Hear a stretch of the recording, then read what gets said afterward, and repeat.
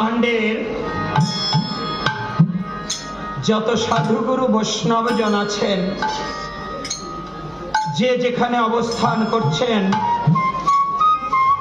সেই অনন্ত কোটি ব্রহ্মাণ্ডের অনন্ত কোটি সাধুগুরু বৈষ্ণব শ্রী চরণে, গণেশ পাগল স্মরণে, মনোহর পাগল সম্প্রদায়ের পক্ষ হতে জানাই ভক্তিপূর্ণ প্রণাম।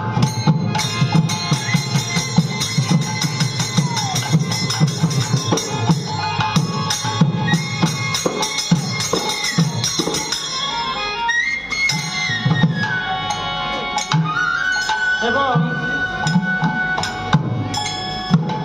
কয়েকদিন যাবৎ অনুষ্ঠানের মধ্যে 2 দিন ব্যাপী পদাবলী কীর্তন,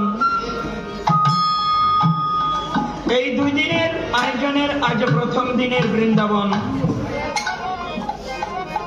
এই প্রথম দিনের বৃন্দাবন ধামে এই শুভ সন্ধ্যা লগনে যারা সুখের শয্যা বিলাস বিছানা পরিত্যাগ করে অনেক দূর দূর পথ পর্যটন করে এই মানবতার মিলন মেলায় ভক্তের গড়া বৃন্দাবনে, এই স্বর্গের বাগানে যারা উপনীত হয়েছেন, আপনাদের সকলার স্বর্গ সমরাতুল চরণে জাতি ধর্ম বর্ণ নির্বিশেষে জানাই ভক্তিপূর্ণ প্রণাম।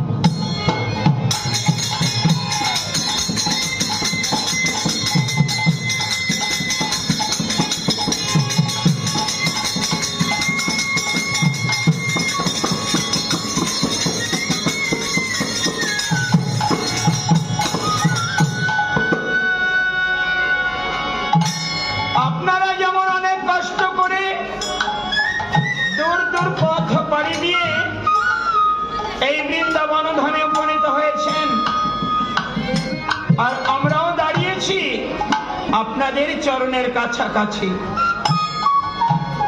আশীর্বাদ করবেন আসরে দাঁড়িয়ে যেন কখনো কোনো বাজে কথা না বলি,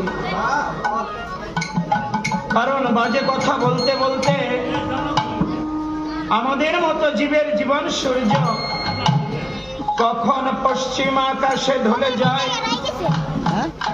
কখন জীবনের জীবন সায়ান্ন ঘনায়, অন্তিম যবনিকা কখন নেমে আসে, ইহা আমরা উপলব্ধি করতে পারি না, আমরা বুঝি না, আমরা জানি না।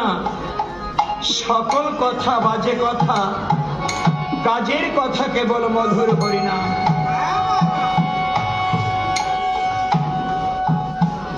এবং এই মধুর হরিনাম জন্মের সাথী আর মরণের সাথী। এই মধুর হরিনাম সুখের সাথী আর দুঃখের সাথী। এই মধুর হরিনাম জন্ম জন্মান্তরের সম্বল। যে হরিনাম জন্মের সাথী মরণের সাথী, সুখের দুঃখের জন্ম জন্মান্তরের সম্বল, এই মধুর হরিনাম জীবের জন্য এনেছিলেন কে?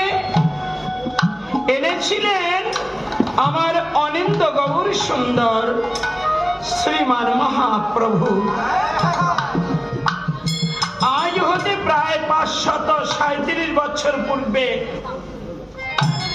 নদিয়ার নবদ্বীপ ধাম শ্রীধাম মায়াপুর গ্রামে সচিবার্ভ সিন্ধু নীরে প্রকাশিত হলেন সেই নিষ্কলঙ্ক চাঁদ। তাই কবি বর্ণনা দিলেন, নদী